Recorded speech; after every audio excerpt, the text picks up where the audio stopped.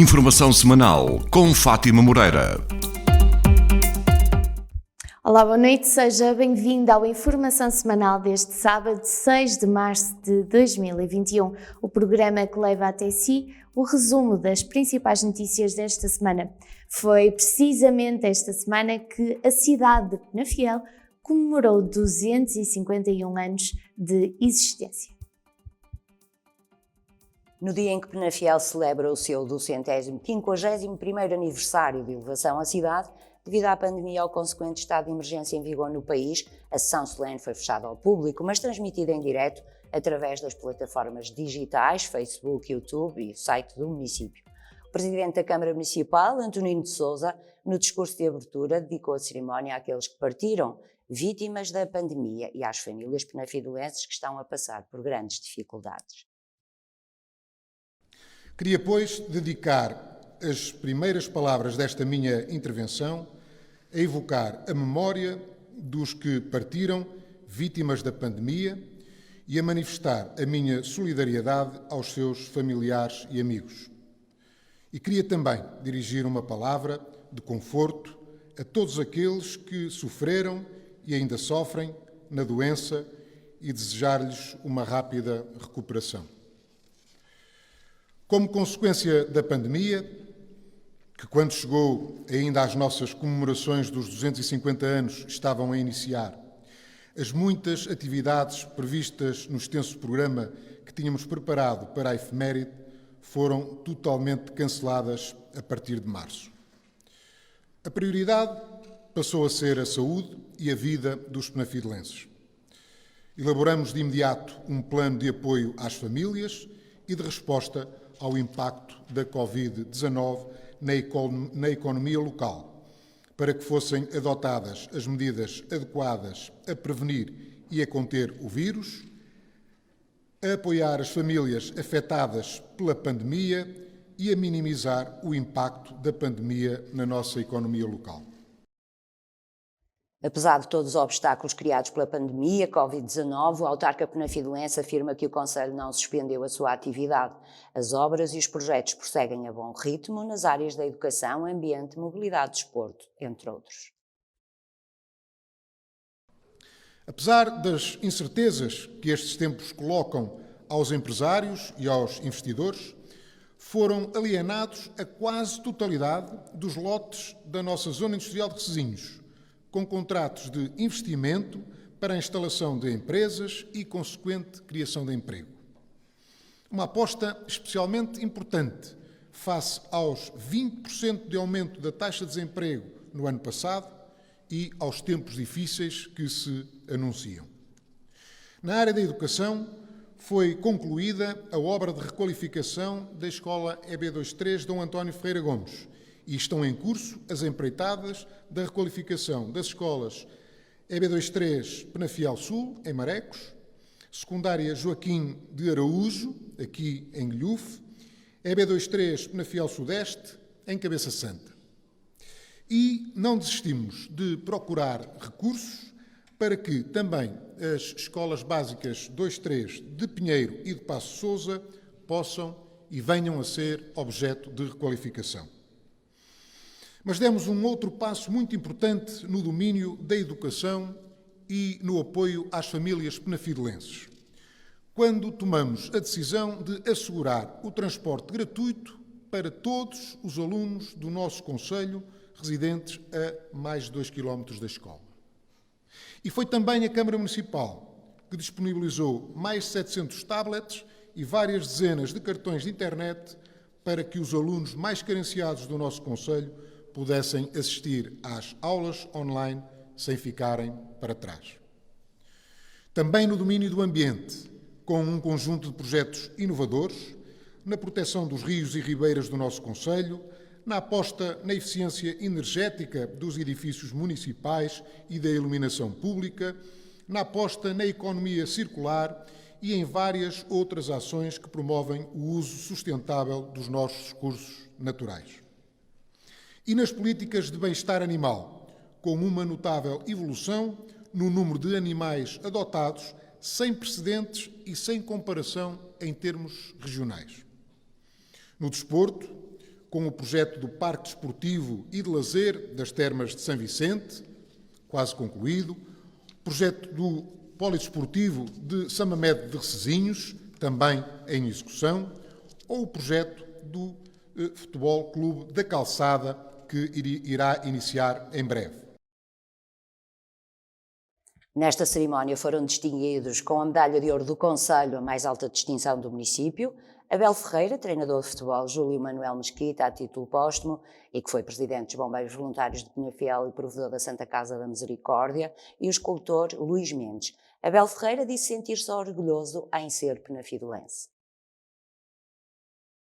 Um orgulho tremendo ser penafidelense, nascido e criado. Posso dizer que sou penafidelense de gema. Aproveitar também esta oportunidade para agradecer o apoio de uma grande parte, se não de todos os penafidelenses, e de forma muito especial à minha família e aos meus amigos. Dizer-vos que, como disse, quando estás longe da tua terra, quando estás longe das tuas raízes, sentes mais a saudade, sentes mais o orgulho, sentes mais as tuas raízes.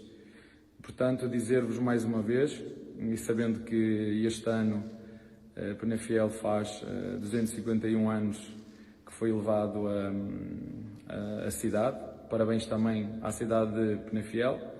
E para terminar, gostaria de desejar a todos, numa altura difícil para todos nós, a saúde, que sejam felizes e deixar-vos também um forte e grande abraço do tamanho do oceano que nos separa. Já Luís Mendes ficou surpreendido com tal distinção. Quero agradecer ao município de Penafiel este reconhecimento. Fiquei muito surpreendido, mas fiquei contente, obviamente que fiquei contente, e continuarei a trabalhar na linha que tenho trabalhado. Foi com orgulho que Hugo Miguel Mesquita recebeu a medalha de ouro atribuída a título póstumo ao seu pai, Júlio Manuel Mesquita. O meu pai, embora não sendo natural de Penafiel, cedo escolheu esta cidade para viver e sempre foi um grande defensor das nobres causas do nosso concelho, da nossa cidade, sempre que tinha a oportunidade de discutir em tertúlias com amigos, colegas de diferentes partes do país e até do mundo. O meu pai teve a oportunidade e a responsabilidade de servir instituições da cidade, como a Assembleia Penafidelense, como os Bombeiros Municipais de Penafiel, como a Santa Casa da Misericórdia de Penafiel, preocupando-se não só com o presente, mas sempre com o futuro. A autarquia penafidelense homenageou ainda os profissionais de saúde, atribuindo-lhes medalhas de mérito municipal dourado pelo trabalho desenvolvido durante a pandemia por Covid-19. As medalhas foram entregues aos diversos representantes das estruturas de saúde do concelho. A cerimónia será transmitida novamente via streaming, através das plataformas digitais, como disse, Facebook, YouTube e site do município, de forma a que toda a comunidade, ainda que em confinamento, se possa envolver nesta iniciativa. Isto porque Penafiel não poderia deixar de, apesar das restrições existentes, marcar mais um passo na sua história. Situada no topo e em costas de uma pequena colina, conhecida como a Rifana, entre o Rio Sousa e o Rio Cavalum, afluentes do lado direito do Rio Douro, Penafiel foi em tempos diocese e atualmente permanece como um dos principais eixos urbanos da região do Val de Sousa e Tâmega. Esta cidade fica situada a 30 km a leste da cidade do Porto, é uma cidade muito antiga, a segunda mais antiga do norte do país, como refere Adelaide Galhardo, diretora da Biblioteca Municipal de Penafiel. Com o desenvolvimento ali da zona à volta da Igreja Matriz, porque é preciso dizer que Penafiel era um local de passagem para Amarante e para Vila Real, de quem vinha do Porto, portanto aquela zona da Aveleda, subindo ali a rua direita, hoje a Rua do Carmo, a Rua Direita, era um importante sítio de passagem. Portanto, ali o lugar da Rifana vai crescendo, havia ali muitas hospedarias e chega a um ponto em que, com a construção da Igreja Matriz no século XVI, começa a ter mais importância que propriamente São Martinho de Mastros. Não vou entrar aqui nos pormenores, o que é certo é que o próprio parque passa para a localidade da Rifana e vamos assistir então em 1741 a elevação do lugar, a vila com o nome da Rifana de Sousa, e depois a 3 de março de 1770 a Rifana de Sousa passa por Carta Reja de Dom José a cidade com o nome de Penafiel. Portanto, tudo isto é curioso. É curioso, por exemplo, ver também a influência que o Marquês de Pombal teve em todo este processo. Exatamente, porque ele tem aqui uma influência. Exatamente, ele tem uma influência importante. Como sabem, o Marquês de Pombal era ministro do Dom José e também é muito discutido a forma como o Marquês de Pombal quis tirar poder à Igreja, sobretudo aos jesuítas e toda aquela polémica. Realmente ele quis tirar poder ao Bispado do Porto. E para tirar poder ao Bispado do Porto era preciso criar um outro Bispado, que era o Bispado de Penafiel. Mas não era possível. Chegou a existir. Houve um bispo que nunca chegou a pôr aqui os pés. Portanto, é muito curiosa essa história, porque realmente Penafiel foi levado à cidade em 3 de março de 1770 e logo a seguir é criado o Bispado de Penafiel. Portanto, que era uma condição sine qua non para que existisse o Bispado. O Frei Inácio São Caetano, que era o confessor da Rainha, nunca cá veio. Mas nós temos em Penafiel ainda vestígios de tudo isso. Porquê? Porque temos a Rua do Paço, temos a Quinta do Bispo, que era para o Frei Inácio São Caetano, onde hoje está a Portugalense, seria a casa, enfim, seria a residência do Bispo.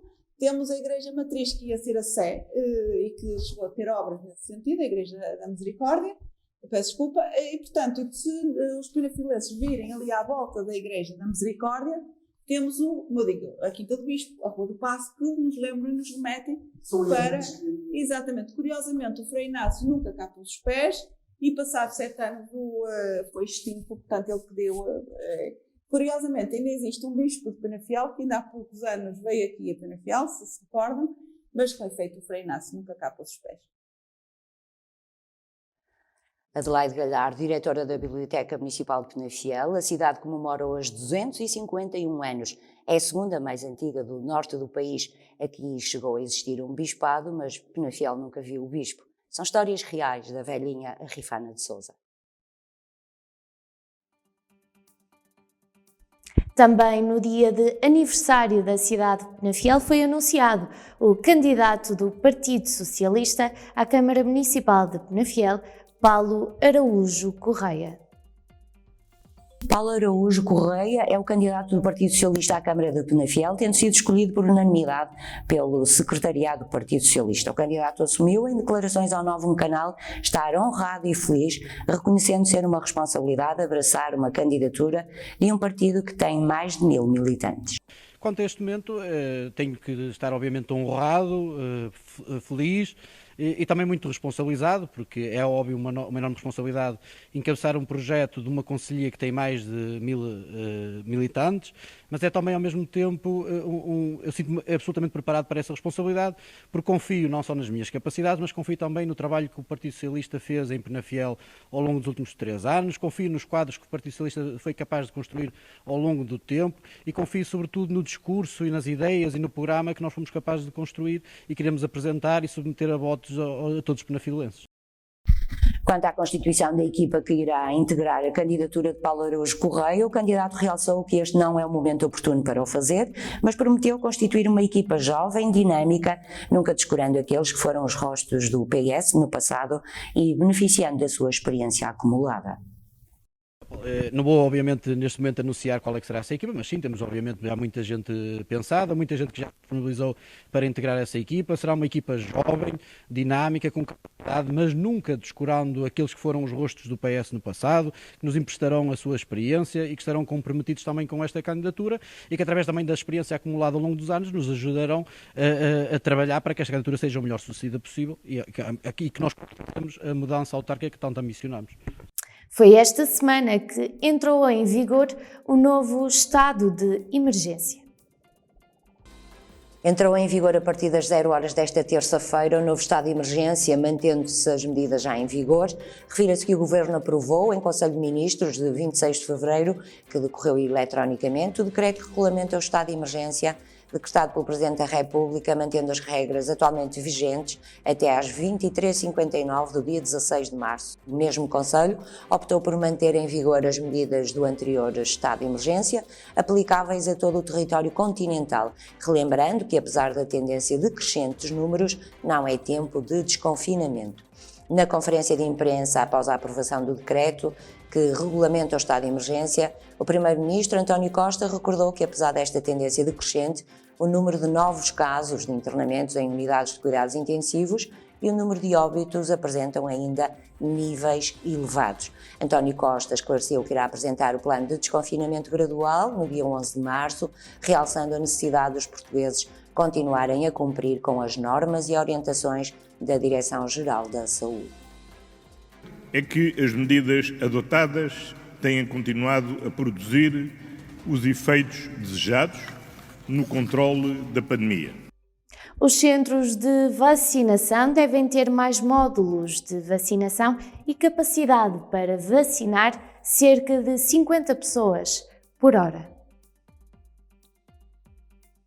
A Direção-Geral de Saúde publicou esta terça-feira uma orientação sobre os centros de vacinação Covid-19 que recomenda que os centros sejam constituídos por um ou mais módulos de vacinação, cada um com 5 postos de vacinação e com a capacidade de vacinar cerca de 50 pessoas por hora.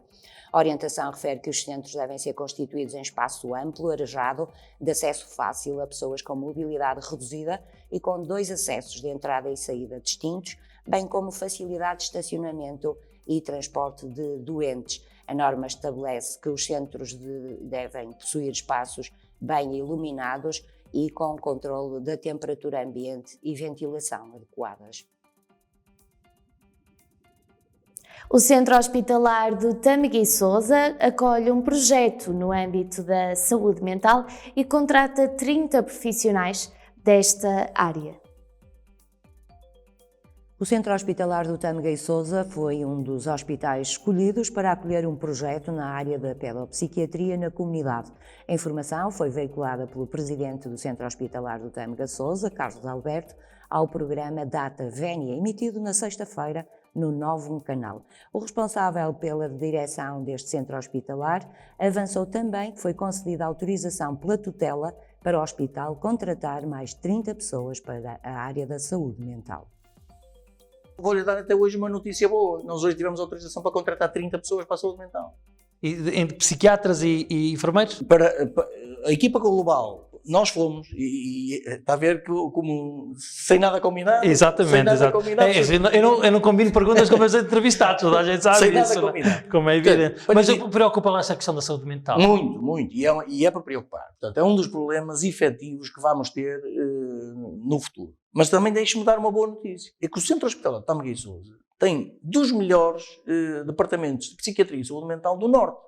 Okay? E, portanto, nós temos um serviço com muita reputação, muito bem considerado e bem apetrechado de todo o tipo de profissionais. E, portanto, a tal ponto que, ao nível da ARS Norte, foi definido 2 hospitais, o Hospital de Vila Real como um projeto piloto para a saúde mental na comunidade dos adultos e o Centro Hospitalar de Tâmega e Sousa para a saúde mental na comunidade das crianças, pedopsiquiatria. E, portanto, nós, dentro desse projeto da pedopsiquiatria na comunidade, que significa o quê? Nós vamos passar a fazer o trabalho na comunidade mesmo. E este projeto piloto vai começar justamente por 3 dos concelhos mais remotos, Baião, Rezende e Sinfãs. Prossegue até esta segunda-feira, dia 8 de março, o rastreio para o cancro da mama em Sinfãs. Prossegue até 8 de março em Sinfãs o rastreio do cancro da mama, numa iniciativa do Núcleo Regional do Norte da Liga Portuguesa contra o Cancro, em parceria com a Câmara Municipal.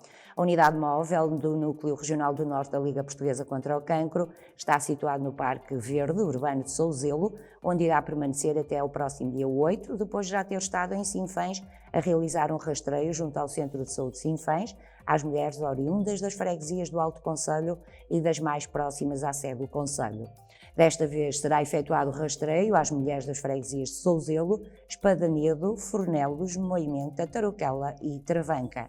A Câmara Municipal esclarece ainda que recentemente foram colocados 5 novos médicos de família no concelho, nas extensões de saúde Souzelo, Santiago de Piens, Nespereira, Sinfãs e Oliveira do Douro, dispondo o município de uma cobertura agora a 100% relativamente a médicos de família.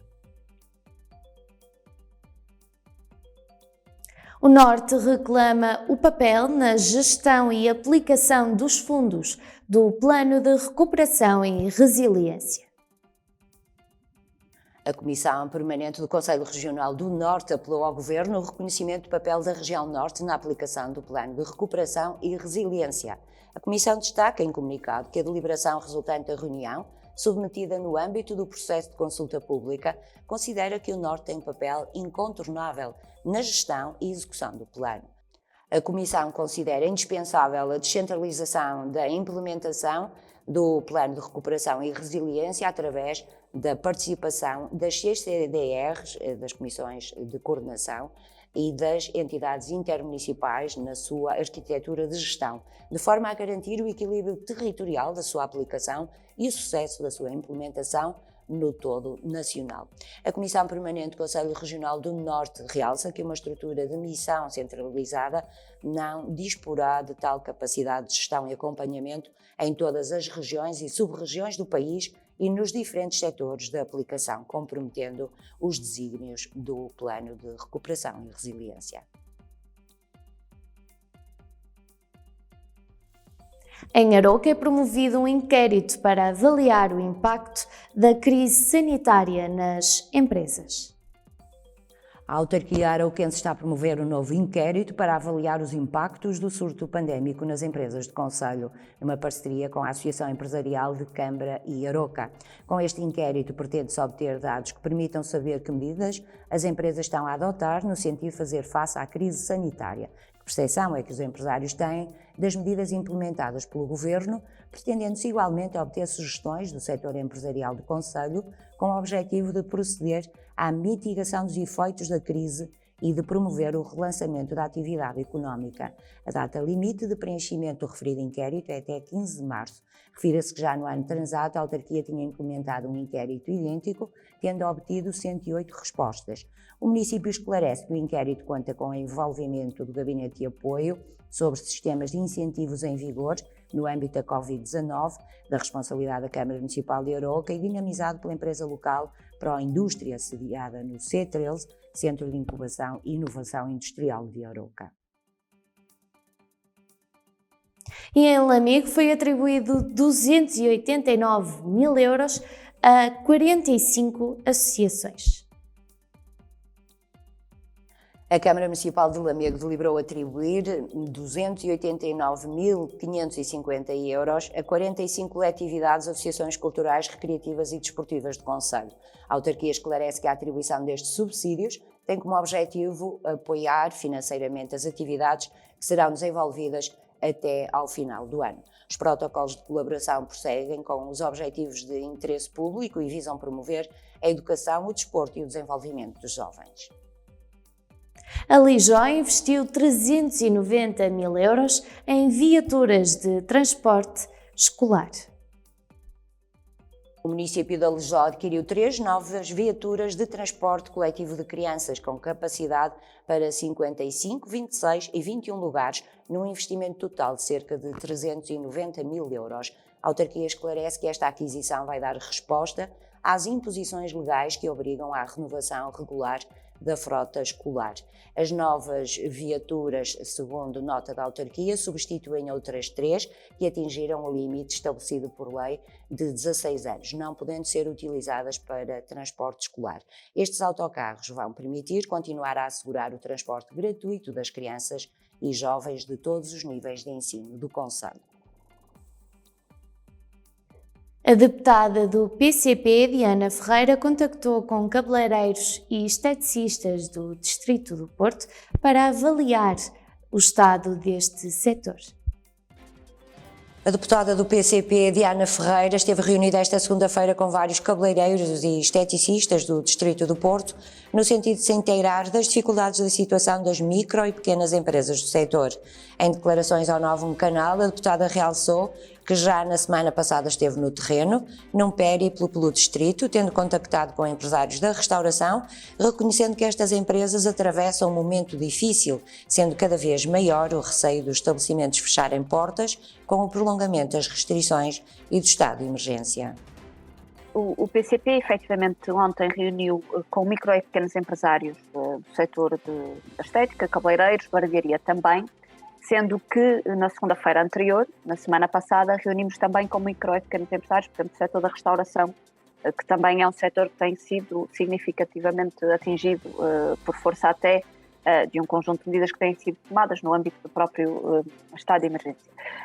Eu sendo eleita pelo Distrito do Porto, o PCP faz questão de, na segunda-feira, que é o dia de contacto com o eleitorado, ter efetivamente um contacto com as populações, com várias entidades, e nestas 2 últimas semanas efetivamente fizemos um contacto com micro, pequenos e médios empresários, mas essencialmente micro e pequenos empresários, no sentido de perceber a sua situação no atual momento, face ao encerramento das suas atividades económicas e face também, naturalmente, a um conjunto de preocupações que temos e que temos vindo a colocar, de que o confinamento é uma exceção e não pode de todo ser uma solução, porque não é ele que irá resolver também um conjunto de outros problemas que nós temos no nosso país, na região norte, que também se sentem. O que nós conseguimos perceber exatamente no concreto destas situações que foram colocadas por micro e pequenos empresários é efetivamente dificuldades no acesso a apoios que estão neste momento previstos para micro e pequenos empresários, e também, naturalmente, umas preocupações muito acrescidas com a questão da retoma da sua atividade, ou seja, das condições em que a mesma irá ser retomada, mas também, além disso, preocupações de garantir um nível de faturação que permita também a manutenção da sua atividade e a manutenção dos postos de trabalho, que, como sabemos, neste caso, considerando que são micro e pequenos empresários, são naturalmente poucos trabalhadores por empresa, mas são também todos eles postos de trabalho muito importantes de se manter. A deputada defendeu que urge cumprir as normas e diretrizes das autoridades de saúde, mas recordou que o confinamento tem de ser encarado como uma exceção e não uma solução. Nós temos uma preocupação dos riscos que existem, de muitos micro e pequenos empresários nestes setores, noutros também, mas nestes por força de uma atividade que depende naturalmente de público, de consumo, não é? Que haja efetivamente um risco do encerramento de muitos cafés, de restaurantes, de muitas atividades também no âmbito dos cabeleireiros e dos barbeiros, de estética, seja porque efetivamente não se consegue neste momento manter, digamos assim, e aguentar a situação, mas também por um outro problema associado de futuro, que nós não podemos ignorar, que tem a ver também com a degradação social que nós podemos assistir de futuro, por força do encerramento de empresas, da perda de postos de trabalho, de desemprego, da perda de rendimentos de muitos trabalhadores, por exemplo, por causa do layoff, e não podemos esquecer que estas atividades dependem naturalmente de salários e de dinheiro que as populações tenham para poder consumir. Naturalmente que se houver cortes nos salários ou se houver perda de rendimentos, há um conjunto, as pessoas não vão jantar fora, as pessoas não fazem encomenda de comida fora, não vão menos provavelmente, né, ao cabeleireiro, ou seja, toda esta questão associada ao consumo interno é também, ao mercado interno, é também ela importante neste... Isto porque também a classe média está a ficar pobre, não é? Está cada vez... Há uma perda de poder de compra. Aliás, uma perda que se acentua já há vários anos. Infelizmente não é uma realidade de hoje, é uma realidade que se vem acentuando, diria eu, nas últimas 2 décadas, com uma perda de poder de compra, e que o atual momento que vivemos e o atual contexto, naturalmente, acentuou. Para terminar, mas a doutora, o PCP defende que este confinamento tem de ser encarado como uma exceção e não como uma solução, mas temos que estar efetivamente confinados, não é? Que solução é?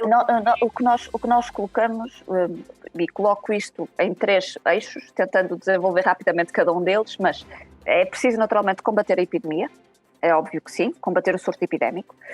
E para isso é preciso reforçar o Serviço Nacional de Saúde para dar resposta à situação, nos meios humanos e técnicos necessários. É preciso garantir equipas de rastreio para que, mal sejam detectados casos, possa ser feito todo o seu acompanhamento e designadamente identificados todos os contactos próximos, não é? E é também preciso, naturalmente, fazer a questão da própria testagem com critérios objetivos para que a testagem possa ser eficaz na identificação dos mesmos surtos. E estas são questões centrais. É preciso combater o surto epidémico, naturalmente, e é preciso também combater o descalabro económico e social que nós podemos vir a assistir de futuro. A Associação de Futebol do Porto anunciou esta semana apoios.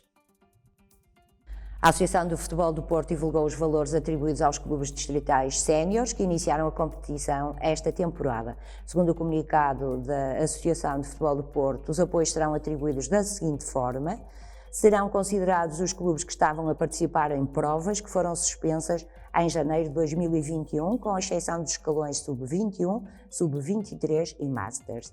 33% do montante atribuído a cada clube-associação é fundo perdido. O restante valor é pago sem juros em prestações anuais.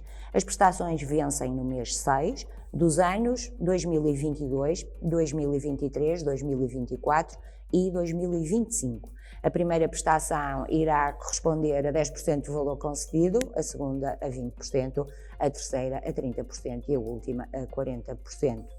Os valores variáveis e cumulativos são os seguintes: divisão de élite de futebol 1.500 euros, outras divisões distritais de futebol 1.250, futsal em todas as divisões 1.000 euros. Os apoios aos clubes que participem nas provas nacionais é entregue diretamente pela Federação Portuguesa de Futebol.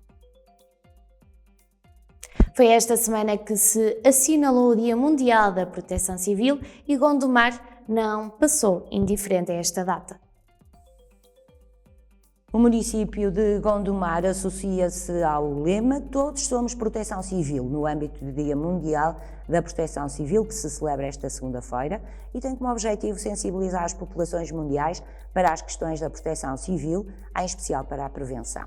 A autarquia gondomarense reconhece que este último ano tem sido particularmente difícil para as instituições de socorro, que dependem em grande parte de uma massa voluntária e que veem os seus recursos limitados.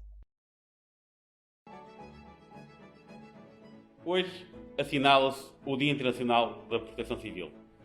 A Proteção Civil é um sistema, um conjunto de entidades, de pessoas, dezenas de milhares de pessoas neste país, que muitos profissionais, outros voluntariamente, dão o melhor de si. Dos bombeiros, do INEM, das forças de segurança, de um sem número de entidades que diariamente trabalham, cooperam, prevenindo riscos, planeando incidentes, mas assim atuando quando é necessário. Estamos a terminar um ano de Covid. Esse ano foi um ano em que mostrou que a Proteção Civil é muito mais que um incêndio florestal, é muito mais que a cheia do rio, é muito mais do que aquele incêndio industrial ou urbano.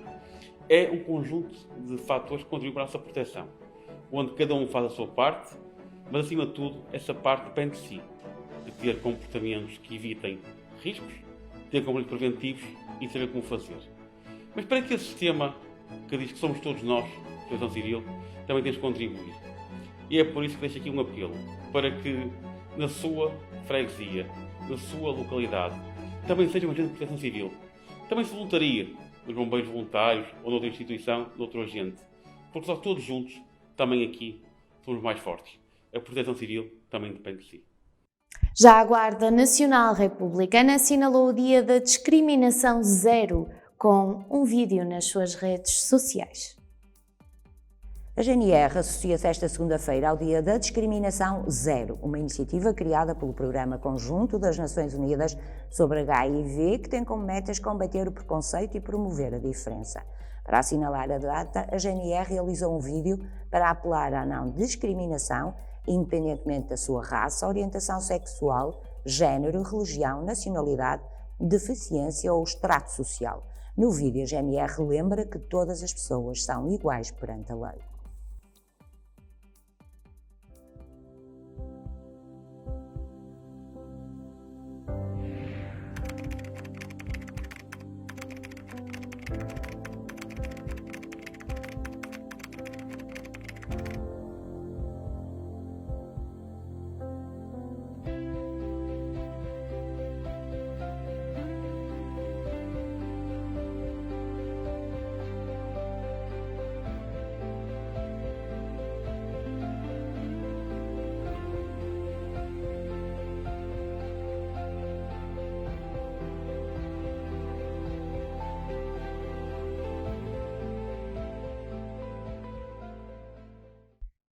A Guarda Nacional Republicana de Alijó promove a ação de sensibilização sobre gestão de combustível e prevenção de incêndios na floresta. A GNR Comando Territorial de Vila Real, através do Núcleo de Proteção Ambiental, com o apoio da Unidade de Emergência, Proteção e Socorro, em articulação com a Câmara de Alijó, prossegue esta segunda-feira o ciclo de ações de sensibilização sobre critérios de gestão de combustível junto às habitações e aglomerados populacionais, bem como as normas e procedimentos para a realização de queimas e queimadas, no âmbito da campanha Floresta Segura 2021. Refira-se que as ações tiveram início nos dias 24, 25 e 28 de fevereiro. Segundo a autarquia, estas ações têm também como propósito aconselhar as populações sobre as normas e procedimentos para a realização de queimas e queimadas estabelecidos por lei, visando contribuir para a adequada realização das faixas de gestão de combustível, evitando situações de risco em caso de incêndio e prevenir outros comportamentos de risco. Esta quarta-feira, em Paredes, foi assinado o contrato que abrange o Centro Social e Paroquial de Recarei, que receberá obras de ampliação de áreas de lar. Na análise que nós fizemos do plano de recuperação e resiliência para o país, essa é uma das áreas que está prevista ser apoiada, portanto ao nível da saúde, é uma das infraestruturas que está identificada a criarem no país, são centros de unidades de cuidados continuados. Nós já temos uma experiência de uma dessas unidades que está a funcionar em Gandra, o Olhar Atento, perto do campo de futebol de Gandra, e já era nosso intuito analisar onde é que poderíamos dar origem a outra unidade como essa. Se essa realidade já foi aqui identificada como uma necessidade e já há terreno disponível para isso, há que avançar com o projeto e da nossa parte teremos todo o apoio para a apresentação da candidatura, de forma a que, vindo aprovada, avançar com isso o mais rapidamente possível. A empresa Mercadona partilhou 409 milhões de euros recebidos em prémios com os seus mais de 90 mil colaboradores. A Mercadona decidiu partilhar 409 milhões de euros referentes a prémios 2020 com os mais de 90 mil colaboradores que formam a equipa. A empresa esclarece em comunicado que é o valor de 366 milhões distribuído esta segunda-feira, através de um prémio por objetivos, somam-se os 43 milhões que no mês de abril de 2020 foram também recebidos pelos colaboradores em reconhecimento do compromisso e esforço extraordinário demonstrado durante o início da crise sanitária que o país atravessa. Citada em comunicado, Patrícia Cortizas, diretora-geral de Recursos Humanos e Relações Externas da Mercadona, afirma que num ano como 2020, tão complexo de gerir, a empresa conseguiu atingir o melhor ano da sua história. Garantir todos os dias a abertura dos mais de 1.600 supermercados em Portugal e Espanha não tinha sido possível sem o talento e esforço diário de todos os colaboradores que formam a empresa, nem sem o compromisso para preparar a loja e atender, diz esta responsável. Vamos agora para um curto intervalo publicitário. Voltamos já com a segunda parte e com a companhia de Diogo Meireles. Fique desse lado.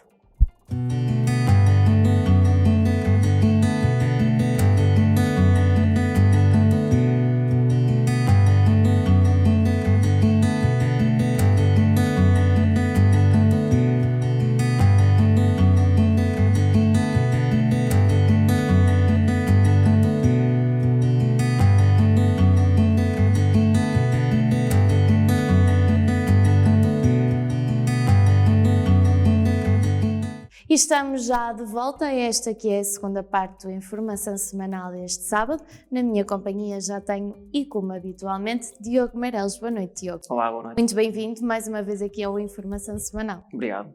Diogo, o primeiro tema que nos traz hoje é, mais uma vez, como costumas trazer quase sempre, em formato de pergunta. Onde estão os apoios à economia para atenuar os efeitos de paralisação causada pela pandemia? Esta é uma pergunta que não só eu faço, como todos os empresários e os portugueses fazem, porque o que muitas vezes nós ouvimos é a propaganda do governo, a dizer que as linhas de apoio foram criadas, só que o que vemos é que os pequenos, médios empresários, as famílias, não sentem que o dinheiro efetivamente chega aos seus bolsos. O que os portugueses precisam não é de propaganda, é que os apoios sejam efetivados e que cheguem realmente onde devem chegar. É um problema porque, efetivamente, com a questão da pandemia, com a paralisação que o nosso país ainda neste momento vive. As empresas têm de ter linhas de apoio. As moratórias, no caso, têm de ser alargadas, porque a moratória vai acabar em setembro. O país ainda não desconfinou e não estou a ver que as empresas possam cumprir com essa responsabilidade. E o espaço, por exemplo, de um mês às vezes é crucial para a sobrevivência de uma empresa ou não. O facto de ter dinheiro ou não num mês pode ser só um mês, mas a verdade é que se esses apoios chegarem muito mais tardiamente, acaba por ser a morte dessa empresa. No mundo empresarial, uma hora, se for preciso, faz toda a diferença. Sim. Também não vamos falar numa gestão diária. Agora, que os apoios têm de ser céleres, têm de ser rápidos, têm de chegar rapidamente aos bolsos das empresas e das famílias, sim. E depois também aqui outra questão, que é, não basta só anunciar os apoios, sendo que os apoios têm restrições muito grandes. Ou seja, os escalões que podem aceder aos apoios são de tal forma condicionados que depois quem pode receber os apoios é uma ínfima parte. Portanto, até aí esta questão tem de ser revista, porque os escalões são de tal forma condicionados que não chega... Tem muitas alíneas. Tem muitas alíneas, tem muita burocracia, tem muitas condicionantes e depois tudo esmiuçado, vemos que a percentagem de quem poderá receber os apoios, e mesmo depois quem recebe, recebe tardiamente, mas quem poderia receber é uma cota parte muito pequena. Vemos, por exemplo, os apoios da primeira fase da pandemia do ano passado só a serem distribuídos, alguns, não todos, este ano só. Portanto, isto vai ser uma bola de neve, consideras isso? Sim, porque não é de agora, não é um problema deste ano, já transita do ano passado, portanto já é um acumular, já é tal bola de neve como estás bem a falar, que se tem vindo a acumular e que torna a atividade empresarial insustentável. Muito bem, Diogo. Em Portugal, por cada 100 litros gastos em gasolina, 60 euros vão para os cofres do Estado. E, na minha opinião, os portugueses já têm um bocadinho noção disto, mas quando falamos especificamente em números, acaba por se ver aqui um contraste enormíssimo.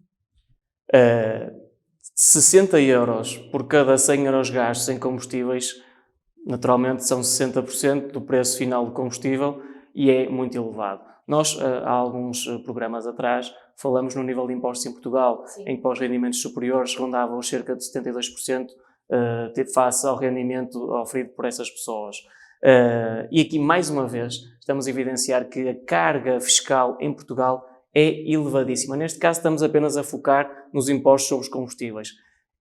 É ou não um exagero 60% só por imposto?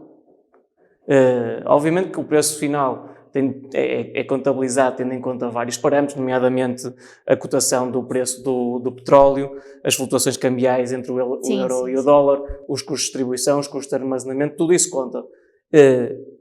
E a parte dos impostos, a fatia que vai para o Estado é enormíssima. Porque depois, e aqui chegamos ao problema do costume, se porventura os impostos recolhidos depois fossem bem redistribuídos e servissem, por exemplo, para o apoio que nós falamos no tema anterior, para os apoios às empresas nesta altura da pandemia. E para outros setores, como a saúde, a cultura, por aí em diante. Porque o que nós vemos aqui é que, da parte da receita do Estado, dinheiro não está a faltar. Com este nível de impostos, qual é que é a explicação?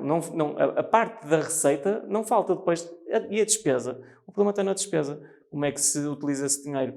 Agora, por princípio, termos uma carga fiscal tão elevada, aliás, posso dizer que Portugal é o quarto país da Europa com os combustíveis mais elevados. Só está atrás dos Países Baixos, da Dinamarca e da Grécia. E depois, logo a seguir, vem Portugal. E se nós fizermos uma comparação, tendo em conta os salários médios, os salários mínimos... Assistimos, por exemplo, aqui ao nosso vizinho, Espanha, em que o salário mínimo é superior e os combustíveis são muito mais baixos. Aliás, há muitos portugueses vivendo na fronteira que acabam por ir à Espanha recarregar-se de combustível, porque acaba por ser uma diferença de cerca de 30, 40 cêntimos. E esse é um excelente exemplo. Portanto, nos países onde o salário mínimo e o salário médio é superior, os combustíveis têm um preço inferior. Não tem explicação. Mas sobre este tema, o que importa destacar é o seguinte. Há uma percepção por parte dos portugueses que quando o custo do Brent sobe, a subida, o preço final dos combustíveis reflete-se rapidamente. Quando esse mesmo custo do Brent desce, a descida demora a chegar. Ou muitas das vezes nós não observamos essa descida. E este é que é o grave problema. Porque é que tem acontecido? Toda a gente sabe estes números, portanto, toda a gente está na posse destes números, dos 60% de imposto, tudo isto que nós estamos aqui a falar. Só que depois nada acontece, porque o problema é esse.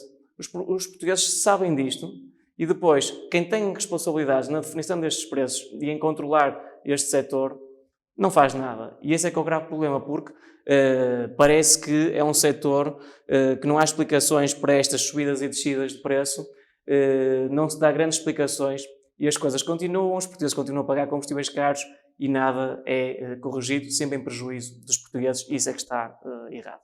Nada é feito em relação a isto. Estes dados são de algum estudo em específico, Diogo? Sim, portanto, este estudo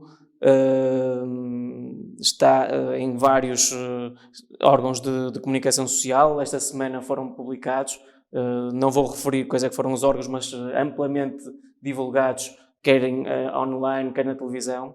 Este estudo foi divulgado, portanto facilmente se consegue aceder a estes números. Muito bem, a Organização Internacional de Aeroportos volta a colocar o aeroporto do Porto, Francisco Sá Carneiro, peço desculpa, na lista dos melhores de Europa. É um prémio que já conhecemos, as pessoas aqui do Norte, e que vem ainda espicaçar um bocadinho o facto da TAP não estar presente aqui no Norte também. Achas? Este é um motivo de orgulho, o facto de, mais uma vez, já em 2017, o aeroporto do Porto, o aeroporto Francisco Sá Carneiro, foi eleito o melhor da Europa na categoria entre 5 e 15 milhões de passageiros. E é um motivo de orgulho para a região, portanto temos aqui uma infraestrutura que não só serve os interesses da região, mas como serve de uma forma muito satisfatória por quem utiliza, as infraestruturas do aeroporto Francisco Sá Carneiro. E aqui, mais uma vez, vem a questão da TAP, mas isso dava um programa inteiro. A TAP é um tema muito controverso, mas aqui importa referir que não só o aeroporto do Porto está de parabéns, como também outros aeroportos a nível nacional estão de parabéns. Posso referir que, a par do Porto, também o aeroporto de Faro foi premiado. O aeroporto de Lisboa também foi premiado numa categoria de 25 a 40 milhões de passageiros. O aeroporto de Ponta Delgada também, na dimensão abaixo dos 2 milhões. E há aqui um fator muito relevante que este ano a Organização Internacional de Aeroportos, a ACI Europe, introduziu uma nova categoria, que é a categoria de boas práticas de higiene, derivada à pandemia. E aqui 4 aeroportos portugueses também foram premiados, e isso é de salutar. No caso, Porto, Faro, Madeira e Ponta Delgada. Não só a região está de parabéns com esta infraestrutura importantíssima para todos nós nesta zona do país, mas também os outros aeroportos que têm servido bem os portugueses. Muito bem, Diogo, muito obrigada por mais estes temas que nos trouxeste aqui no Informação Semanal, e vemo-nos daqui a 15 dias. Obrigado, até daqui a 15 dias. Quanto a si, continua desse lado a acompanhar tudo o que acontece na região. Aqui no Novo Canal foi uma semana em grande e nós demos conta disso neste Informação Semanal. Boa noite e bom fim de semana.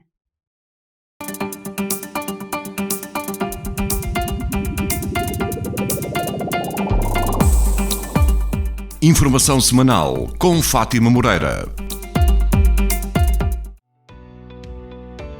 Novo Canal. Sempre Novão, sempre seu.